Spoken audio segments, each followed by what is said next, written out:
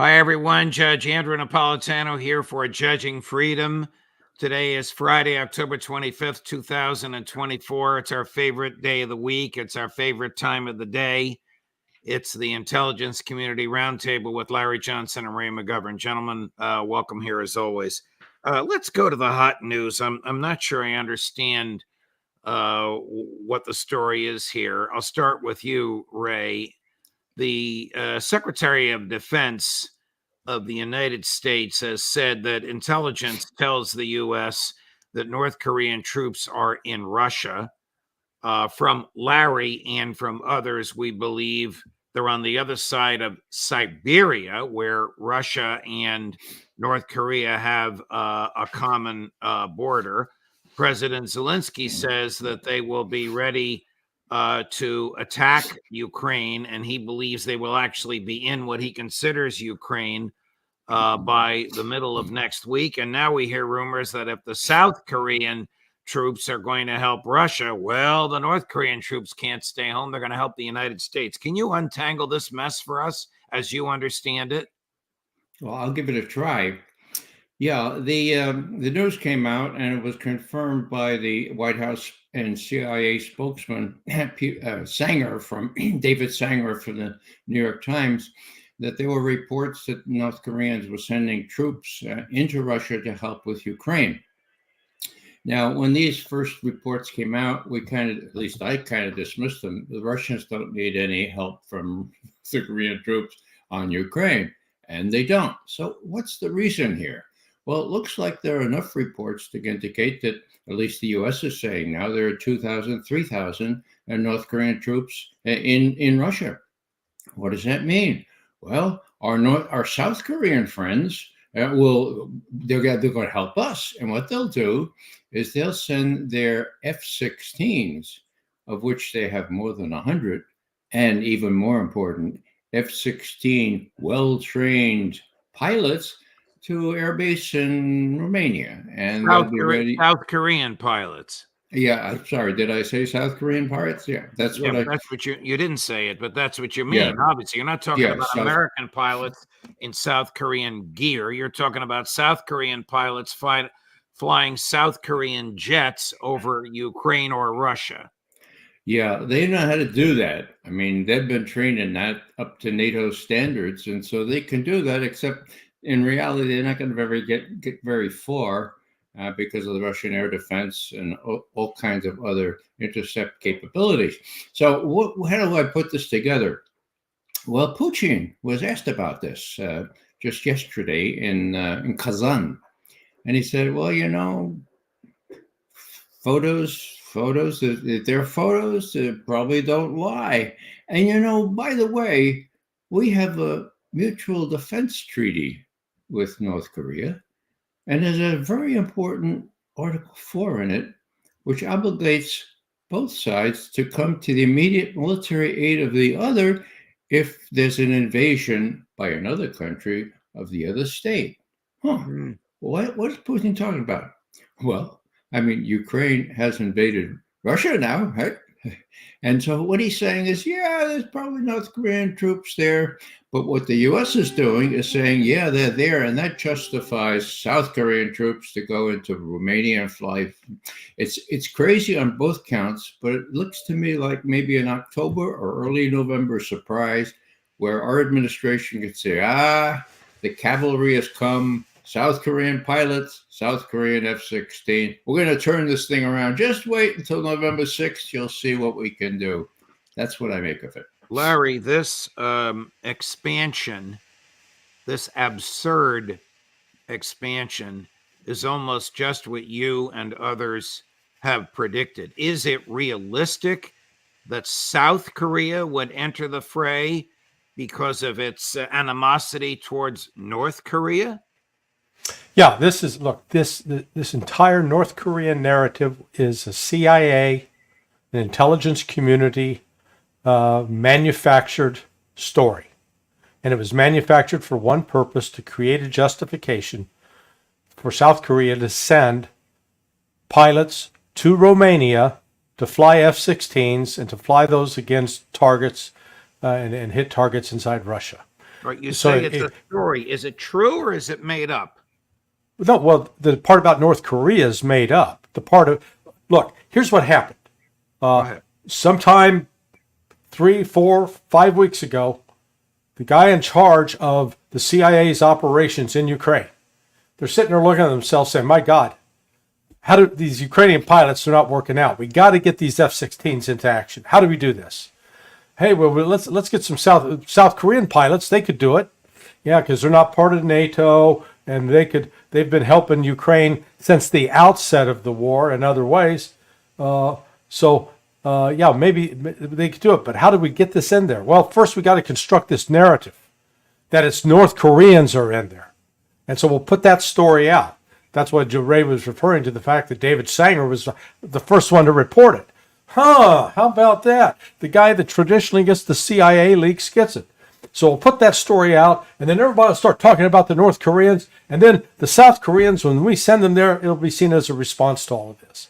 That's what this is about. What does the CIA hope to accomplish by this? A mini World War III? No, they're trying to save the dollars of BlackRock and everybody else. This is about money, Judge.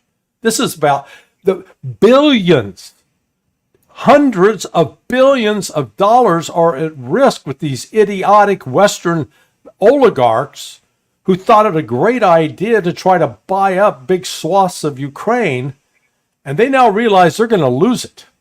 And Russia ain't giving it back. Russia's not going to give them a return on their investment.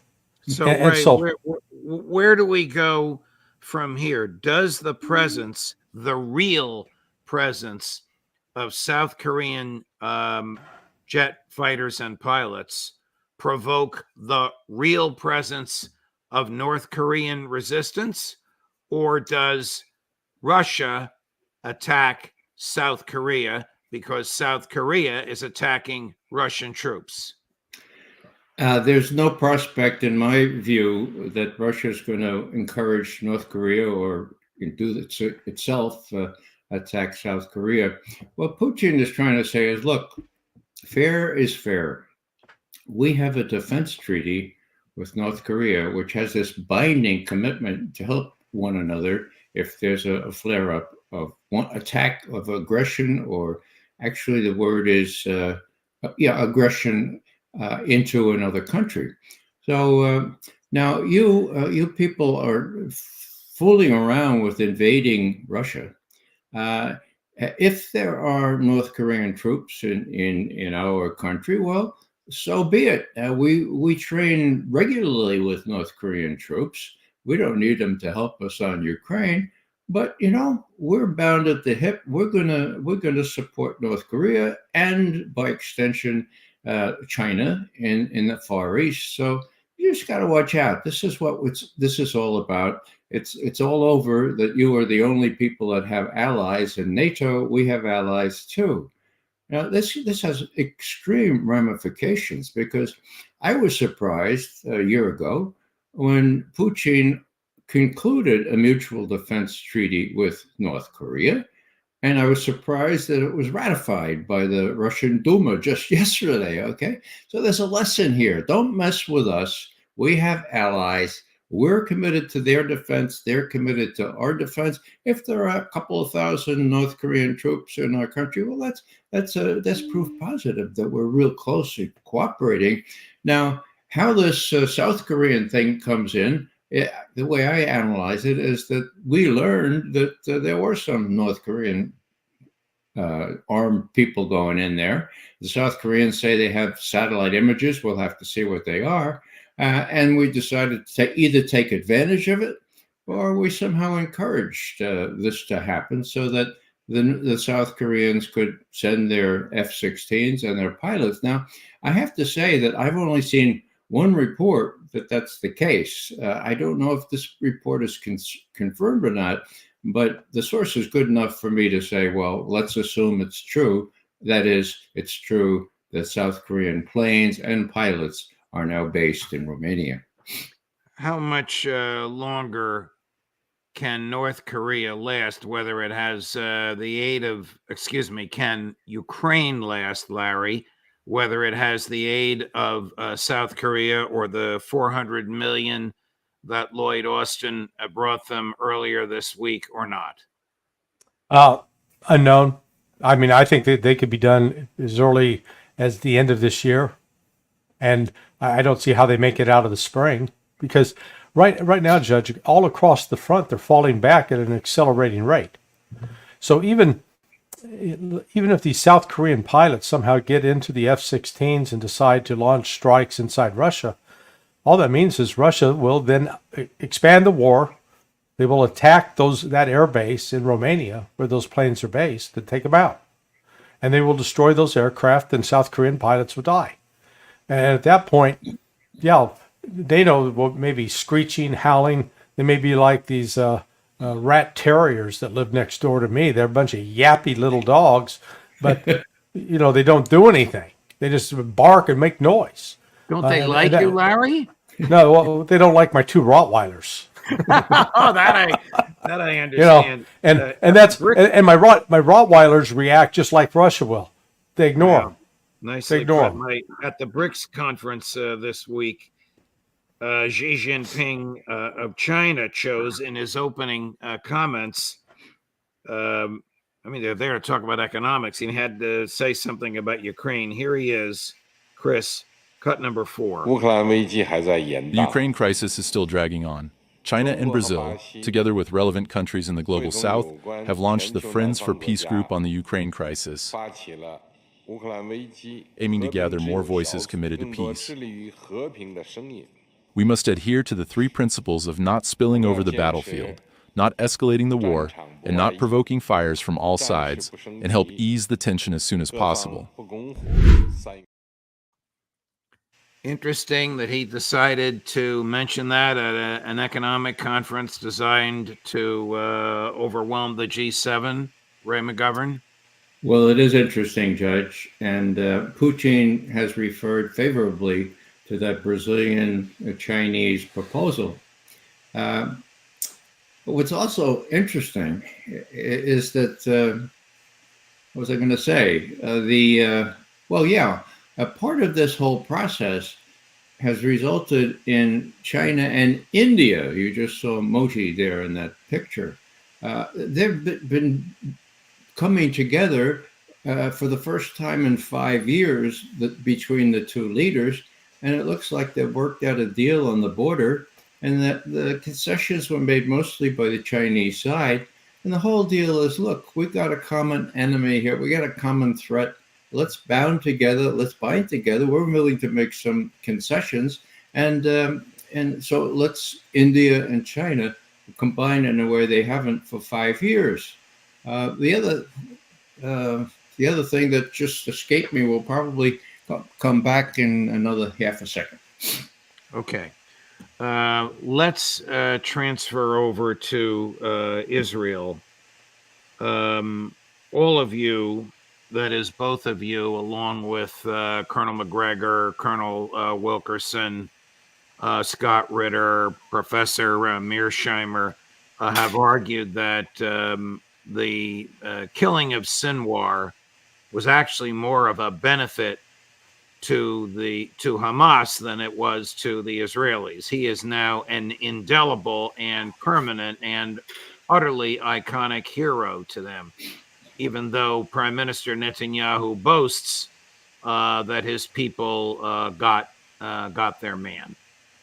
Tony Blinken says that the Israelis have achieved their goal in Gaza. None of you agrees with that. Where are the Israelis going next? Their military is exhausted. We even heard some news that they might be pulling back some of their infantry people from Lebanon. Larry, how do you read all this? Yeah, no, that's the report today. That they're saying, hey, we've accomplished our objectives in Lebanon. We're going to be pulling out. The reason they're saying that is they're taking casualties at a rate that they didn't take in Gaza. And meanwhile, in Gaza, they're starting to take more casualties there. So, Blinken's declaration that, hey, you've accomplished your objectives, you got Sinwar, quit while you're ahead. He's trying to give them an off-ramp. That's, I think, the U.S. preferred outcome.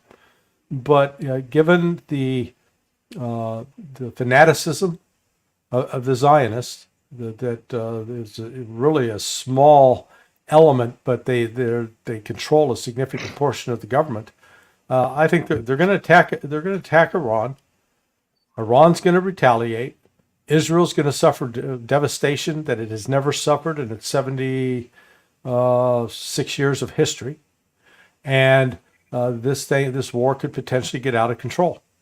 So I think that's where it's headed. I don't see how we avoid that, because Israel is not willing to back off and accept the fact that Hamas and Hezbollah, in their demand for an independent homeland for the Palestinian people, that they have a legitimate demand. They don't accept that.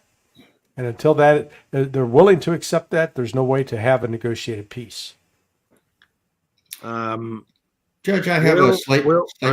Before you come in, Ray, and maybe you can consider my question and what you were going to say.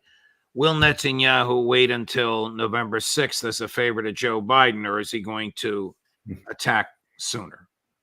How did you know what I was going to say, Judge? It's the Irish in us. Well, yeah. Well, look at I'm a big person for chronologies. October 1st, Iran makes it clear that they can attack Israel at will with hypersonic missiles. Okay. Now, October 2, Netanyahu says we're going to strike back. We're going to strike back. We're going to strike back.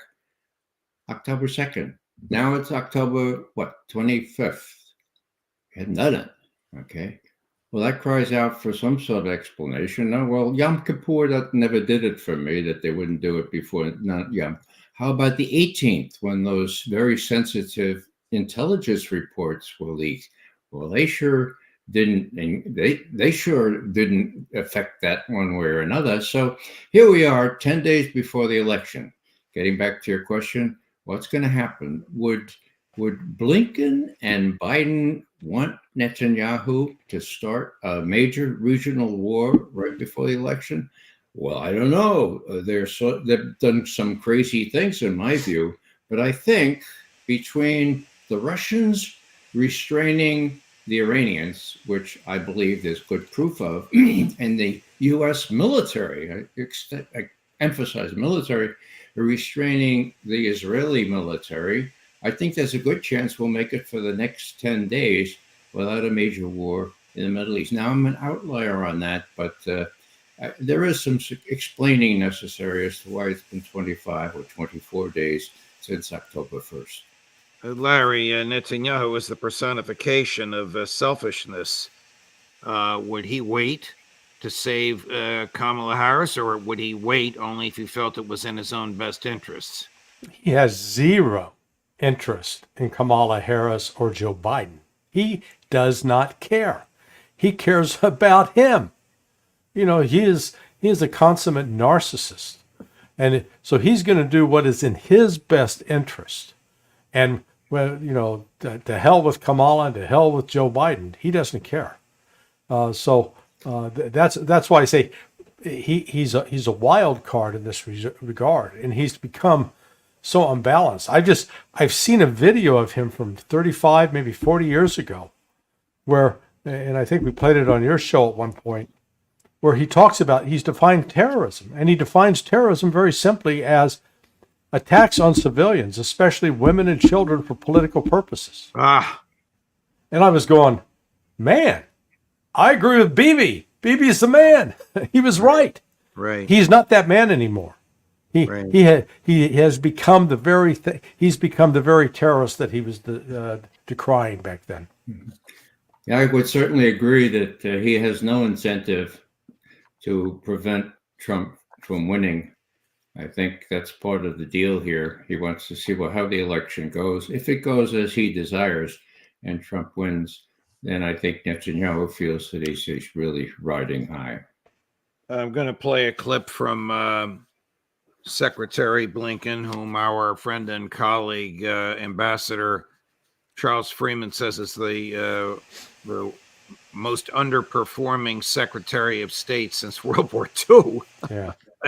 Includes Hillary Clinton and Mike Pompeo in that list. But we won't get into the comparisons, but here's what Secretary Blinken did say 2 days ago. Chris, number 16.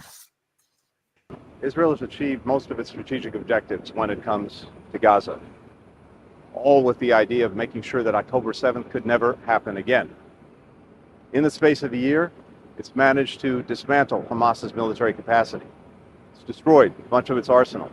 It's eliminated its senior leadership, including, most recently, Yahya Sinwar.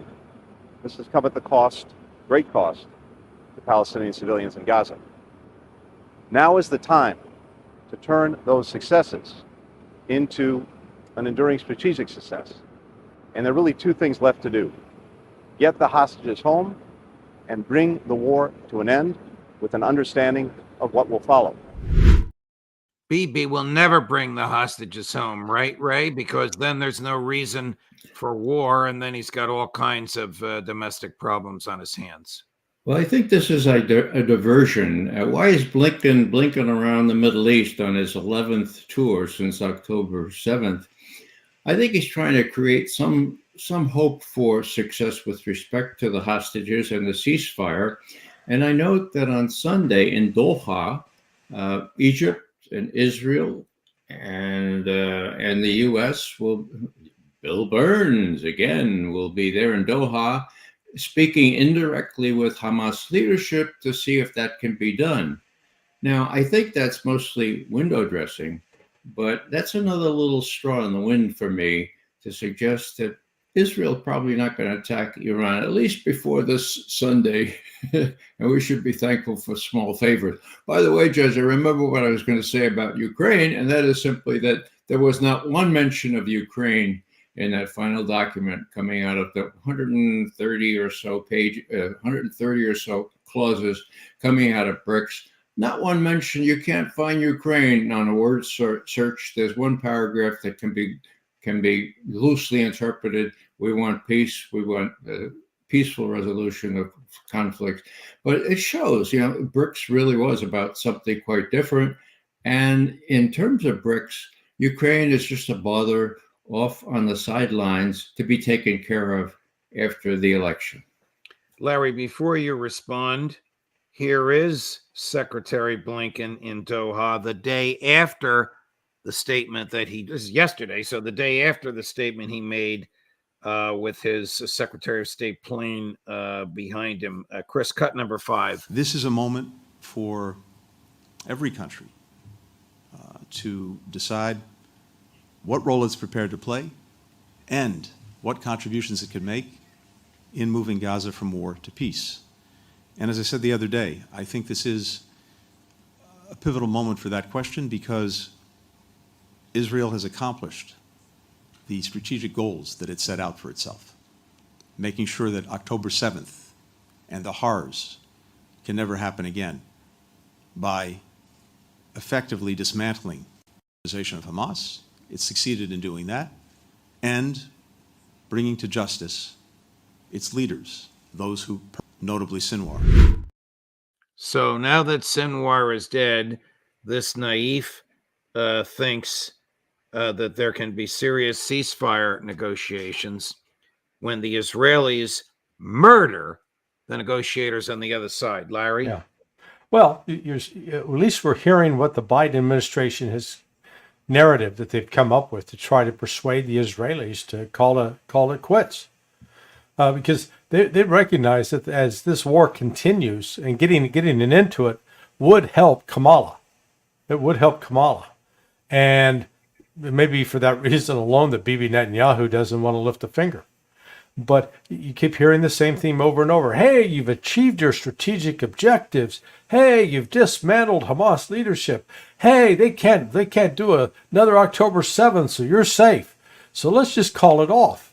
Which again shows that the United States, Blinken, either they do really understand, but they won't admit it, or they actually don't understand what the purpose of the Zionists are with respect to their cause.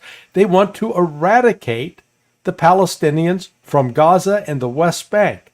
They want full control, not only of the West Bank and Gaza. They want control of Lebanon. They want control of Syria. They want control of Jordan, of Iraq, and of Saudi Arabia. Smotrich said so just last week.